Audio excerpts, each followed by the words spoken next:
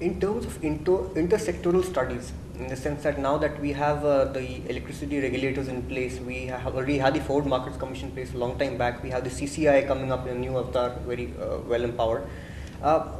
Where do you see these overlaps playing themselves out? For example, the CRC believes it has exclusive jurisdiction over electricity-related issues, and then we have one of the exchanges that have gone to said that okay, no, we took permission from the FMC to do such and such thing, but the CRC is denying us this. So these kind of overlaps, how do you think they'll play out? Who should really be responsible for it?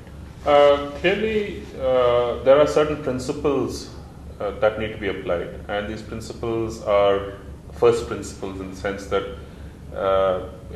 common sense principle, which is that he who knows best or has the best capacity to do a job should be assigned a task. If he is not available, then go to the next one next in line.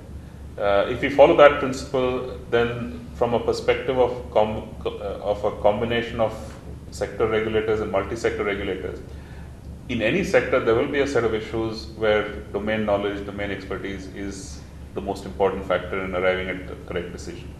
There I think you have to give primacy of jurisdiction to the sector regulator. There will be issues, cross-cutting issues. Competition, I believe, is one of them, where domain knowledge is important, but it has to be supplemented with a broader understanding of market processes, market failures, anti-competitive behavior, which can cut across sectors, and also consideration of the business model, because a lot of the sector regulators will be covering companies who are also in many other businesses, and you have the possibility of cross-linkages. There I think a multi-sector regulator has an advantage. So I think these are broad principles which need to be laid down fairly clearly so that you don't get into disputes on every single case. But then again, you have to allow the system to evolve so that understanding and boundaries and so on are rooted in reality, not in theory. We will not achieve this overnight. Nobody achieved it overnight. It may take us a generation, but I think it's important to get the process started. And the more sort of firm these principles are, the easier it will be to, or firmly articulate, explicitly articulate these principles are, the easier it will be to sort of find that coexistence. So, given the fact that, coming to your presentation, given the fact that the West had about 100, 150 to 200 years of industrial revolution, the fact that the United States of America had huge, extensive lands to conquer and derive economies of scale of, etc. Now that they are imposing certain environmental standards on us, what do you think should be India's strategy, whether at Copenhagen or wherever else multilateralism has to be worked out in environmental standards? What should our strategy be? Again, I think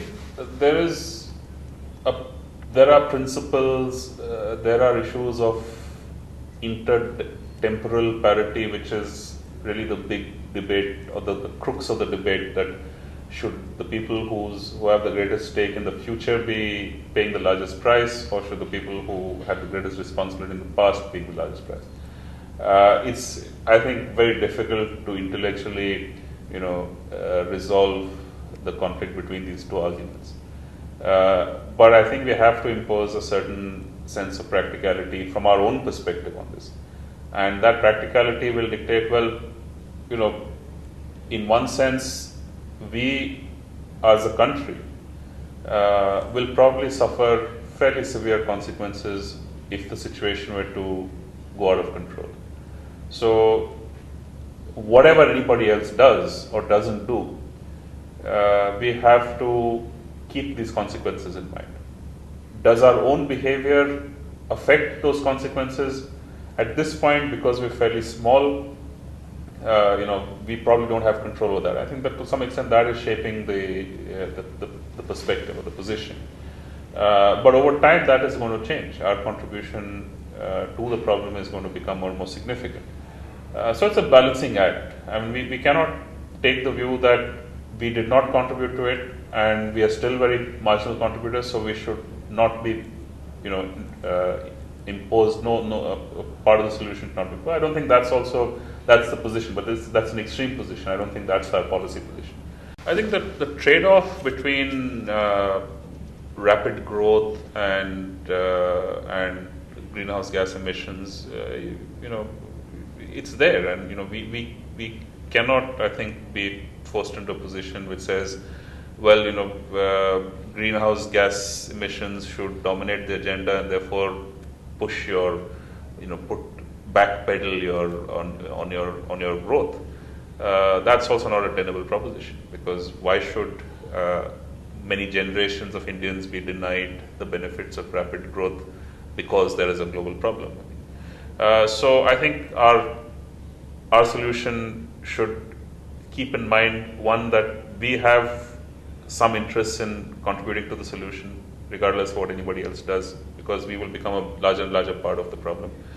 But two, we have to act as much as possible within our own interests. So I think, I was presenting this picture which showed that our growth path in the last 20 years has been towards, biased towards environmental negative impact.